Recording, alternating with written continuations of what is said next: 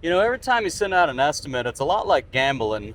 And just like at a casino, every bet actually has a cost for you. It has a cost for your time, gasoline, depreciation on your vehicle, all kinds of overhead, but most importantly, it's an opportunity cost, meaning you gave up some opportunity to possibly be doing something else more valuable while you were spending time placing this bet. And with each one of these estimates that you place your bet on, you're kind of looking at three different numbers there. Of course, number one is the secret magic number. Nobody knows what that number is, but that's the number that makes you happy and makes your client happy. They're happy to hire you, assuming you do get the work done at the price you said, at the quality level you said.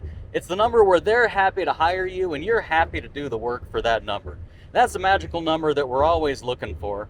And the second number, well, that's going to be the number that's too high, the number at which your client is going to say no, and now you've wasted all of your time and resources building this estimate for them to say no just because your number was too high.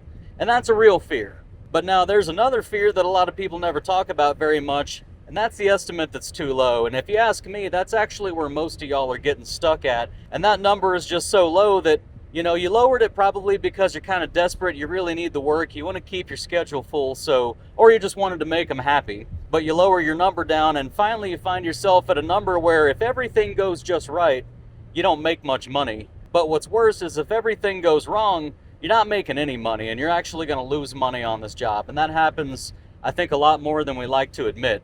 So what I'm going to do here is I'm going to use kind of a real world example with you, but I'm going to walk you through kind of a 5-step framework that you can use that's going to get you pretty close to that magical number on each estimate. But I want to tell you something, actually 3 things right off the bat. Every single time I have ever raised the price of my estimate to a number that I thought was too high because I didn't want the job, every time I've ever done that, I've gotten the job. Whether I wanted it or not, there seems to never be a number that's too high.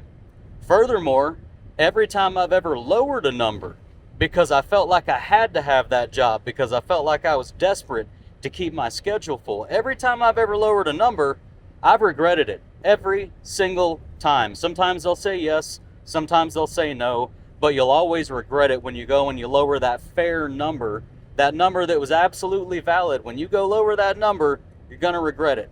And third, if you want to learn how to write estimates, I do free webinars all the time. There's no paywalls on this channel ever. And I do these free workflow webinars where I'll show you how to go into my software and build estimates the way that I actually build my estimates, step by step, live and in person. And by the way, I build all my estimates in Jobber. I've been using Jobber for 5 years.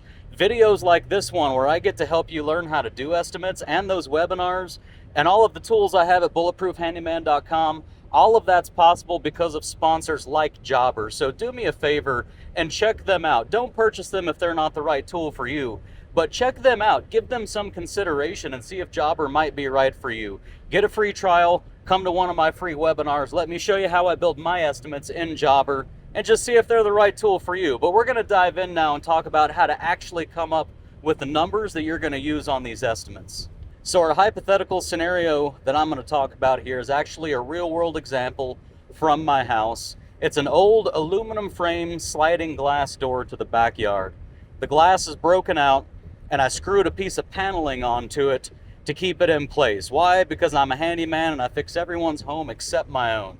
So when the glass broke out, I screwed a piece of paneling to the frame to keep the frame together until some hypothetical future date, which has finally arrived, where I want to go ahead and replace the glass in that frame. Now, step one is going to be just to define the number of labor hours, minimum and maximum, that you're going to need to get this job done. It's just going to be a range. What's the best case scenario? What's the worst case scenario? You can do that by visualizing the job in your head if you know how to do the job. If you don't know how to do the job, then you're going to need to get that number from somewhere else. So I built a tool at bulletproofhandyman.com. It's an AI-powered tool that's going to actually tell you step by step what you need to do to get the job done and how many hours it's going to take. Now, step 2 is going to be to multiply that minimum and maximum number of hours by your internal hourly rate. And I stress internal hourly rate because, as most of you know, I don't recommend charging hourly. So that's just your number that you know you need to be billable at. That's the minimum. So you're going to multiply it by that internal hourly rate. And then step 3 is you're going to take those numbers, your minimum and maximum, multiplied by your hourly rate, and you're going to multiply those answers by some number of premiums that you may or may not add to these jobs. And these premiums would be for things like additional skills that it takes, if it's electrical, plumbing, roofing, things like that, that are highly skilled and just simply therefore more valuable, or by extra liability that you take on for doing those jobs because there's a higher likelihood of something going wrong, so you're taking on additional liability that in the future you're going to have to come back to fix this, or that it's just going to take more for you to fix it the first time around because there's too many risks involved. And some of that premium might just be a little buffer that you're adding because you're not absolutely certain that you know for sure how long it's going to take, and there's nothing wrong with just adding a safety buffer. Now, step 4 is going to be one of the easier ones, and that's actually just figuring out the materials costs. And all you're going to do with that, again, just kind of like the visualizing, or whether you use the tool at bulletproofhandyman.com, either one, you're just going to come up with a list of all the materials that you're going to need to purchase for this job. You're going to figure out what they cost. You're going to make sure you add 10% for tax, and then you're going to add some sort of buffer just for all the consumables and all the little things that you may or may not forget. And I find that, add 10% for tax, and then after the tax, add something like 15% for just consumables and unknowns. That's going to put you in a add 25% kind of range there, and I think that's pretty safe. Do it 30% if you want to. And then step 5, I'm going to wait till the end to tell you, because step 5 is actually the critical step, and it's the step where everybody tends to make, I think, the most mistakes. So we're going to do step 5 at the very end. So now let's take my hypothetical and actually step this out. So step 1 is figuring out those minimum and maximum labor hours. Now, I happen to know just a little bit about sliding glass doors, but the truth is I didn't know enough about them to be confident. So I did actually use my own estimator at bulletproofhandyman.com. Again, that's in the Tools tab. Click on Tools, click on Project Estimator. You'll upload a 1-minute video and a short description of your job, and it's going to give you essentially all the information you could ever want. It's going to tell you the hours range. It's going to actually tell you what it thinks you should charge based on your zip code. It's going to tell you what materials you need. It's going to give you links to purchase those materials if you don't know where to go purchase them already. It's going to, like I said, lay it out step by step for you. It's going to list off some local places that you can go to purchase some of those materials, especially if they're specialty materials, but it's all there.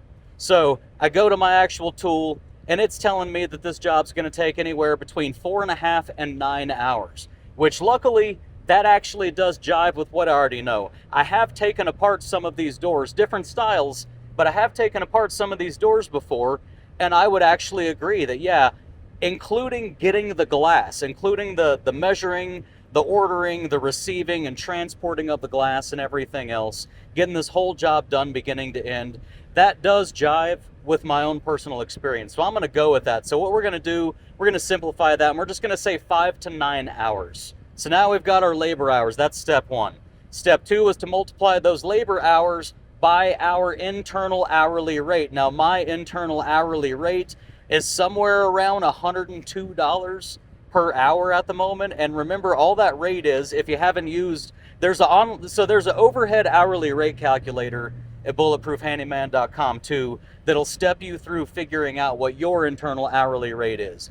But mine comes up to about 102. And just keep in mind, that includes my paycheck, that includes my health insurance, that includes all my business's overhead, it includes paid time off, everything, guys. It includes everything. So $102 an hour, that's what I have to make to achieve my goals. That's what I have to be billable at on the job to achieve my goals for my business.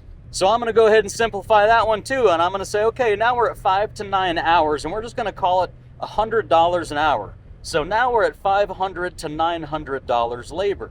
Well, the next step, step 3, is to multiply that by any of our premiums. What premiums do we have? Well, I would say for sure, regardless of the fact that it's not electrical, it's not plumbing, it's not any of those things, even doors and windows isn't too big of a skill, but for us to take this thing apart and put a brand new piece of glass in it, a brand new piece of tempered glass, without screwing anything up, that's definitely going to be a premium. So let's do something like, I'm going to call it about 15%. I think I'll be happy with a 15% premium on this. That's just going to cover the very low risk that I might break that glass, and just the fact that I am going to have to slow down and be extremely careful through every step of this process. So we're going to put a 15% buffer on a job that right now is sitting at $500 to $900.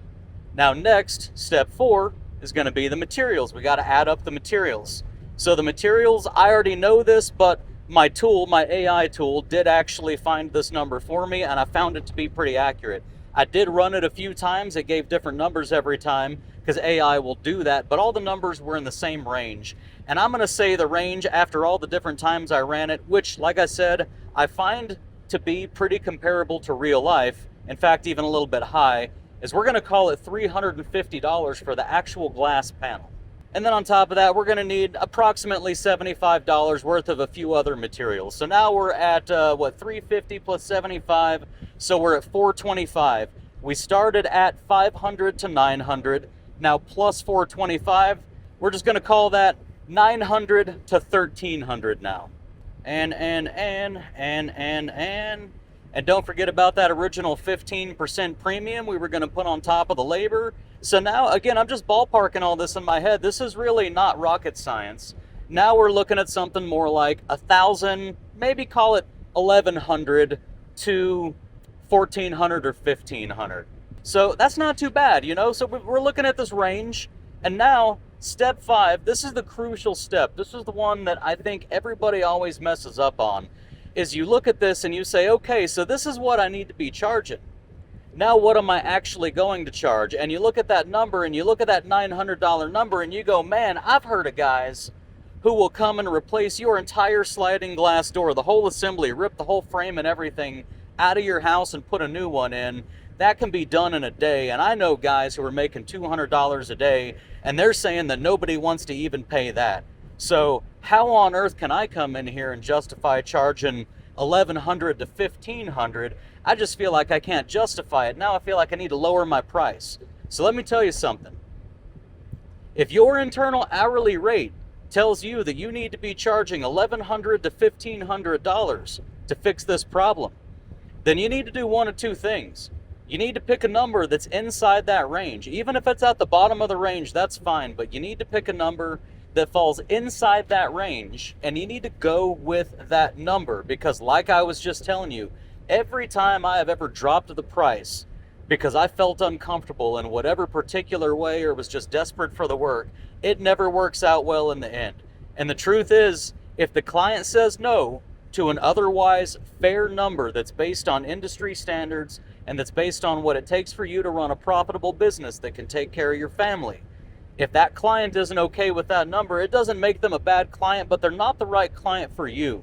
There's a client for every price, and you need to choose clients that are okay with your price. And if the clients you currently have, if the people calling you and the people you've already done business with before don't like the price that it takes for you to take care of your family well and run a profitable business, they're just not the right client for you. So you're going to have to move on. But I'm telling you, that is the one spot that everybody messes up on. So if your gut's telling you that you can't charge that rate, then one of 4 things has happened. And number 1, your feelings are wrong. It's just your feelings, and your feelings are wrong, and you need to learn how to run your business without paying too much attention to how you feel. A business doesn't care how you feel. It will fail whether you feel good or not. And if your business fails, your family fails with your business and with you, and you go crawling back to your old job, and life just ain't going to be the same. There's a good future ahead of you if you can learn to ignore your feelings and let the numbers tell you what the numbers are. Number 2 could be likely. It could be that your internal hourly rate is wrong. But if it is, guys, don't just override the end number. Go back and fix your internal hourly rate. Go figure out which number was wrong. Am I trying to make too much money per year? Am I paying too much for health insurance? Am I paying too much for vehicle insurance or business insurance? Which overhead is the wrong overhead, or which goal is the wrong goal? Because somewhere along the way, your hourly rate isn't jiving with reality. Now, number 3 could be true. It could just simply be that the number of hours that you take to do that job is just an exorbitant number of hours, and maybe that's because you're experienced. And that's the one place where I'm going to say it is okay to not let your final price reflect the actual hours. If you know that this is something you're not good at, and the reason it's going to take you 10 hours is because you're not good at it, you're inexperienced, and you plan on taking your time and learning, well, that's fine. Then just go ahead and charge the number of hours that an experienced individual would be able to do it in, and then take however long it takes for you to do it, learn along the way, so that way you can be profitable on the next one. And number 4, I already kind of mentioned, and that's just simply that it's the client that's wrong. If your number is wrong, if your number doesn't jive with the client, it's just the wrong client. Not every client's going to be for you, and that's okay. Now, I know a lot of y'all wish that there was more to this. You want this to somehow go deeper. And the truth is it doesn't. It's not really hard to do estimates. You figure out how much time it's going to take. You figure out what your internal hourly rate says that job needs to cost based on your rate and the number of hours it's going to take. You add your premiums. That could be industry standard premiums because it's just simply a skill set that does cost more in the industry. It could be a premium for liability. It could be any kind of premium you want it to be, but you add your premium. Step 1, figure out the hours. Step 2, apply your internal hourly rate to those hours. Step 3, add your premiums. Step 4, figure out your materials and add a little bit of a buffer. And then step 5 is just simply pick somewhere inside that range. It's actually that easy. Now, mention I do these webinars where I'll teach y'all how to do this, and I do. You can come to bulletproofhandyman.com, where you'll find my workflow webinars in the events tab. It's on the home page. You'll see my workflow webinars. Get signed up for one of those workflow webinars. I'm going to take you into my Jobber software. You can show up with a free trial for yourself so you can follow along. And I'll take you inside my Jobber software, and I'm going to show you how I create a job, how I assign that job out, how I schedule the job, how I document the job, how I invoice the job, the whole kit and caboodle, including how I actually set up and write my estimates right there live inside the software. I do these about every other week, once or twice a month at least. So go to Bulletproof Handyman, sign up, get yourself a free trial of Jobber, show up with your Jobber free trial ready to go so that you can follow along with me, and just come learn exactly how I do everything I do. But the biggest takeaway from this video that I do not want you to forget is that this is actually very easy. It's very doable. Like I said, I've even got the tool at bulletproofhandyman.com. It's an AI tool that will just figure it out. You're going to tell it what the job is. You're going to upload a short video of the job. It's going to do a bunch of research. It's going to make itself an expert in that field briefly, temporarily, and then it's going to go take a look at that video, and it's going to figure out exactly what needs to be done. And what I can tell you is, although I cannot say it's perfect, I have been testing that tool a lot, and what I have found so far is it's better than 90% accurate with whatever I find to be my experience. So when I run jobs through there that I do all the time and that I'm good at, when I run jobs through there, just hypothetically to test the software, it's given me the right answer every single time. So go use that tool. It's going to tell you the steps. It's going to tell you the hours. It's even going to add up the materials for you and tell you what the materials cost. But you know what? I'm talking too much. Tell you what, I'm going to go ahead and end this video. I love you guys. I hope you're out there killing it, and I'll see y'all on the next one.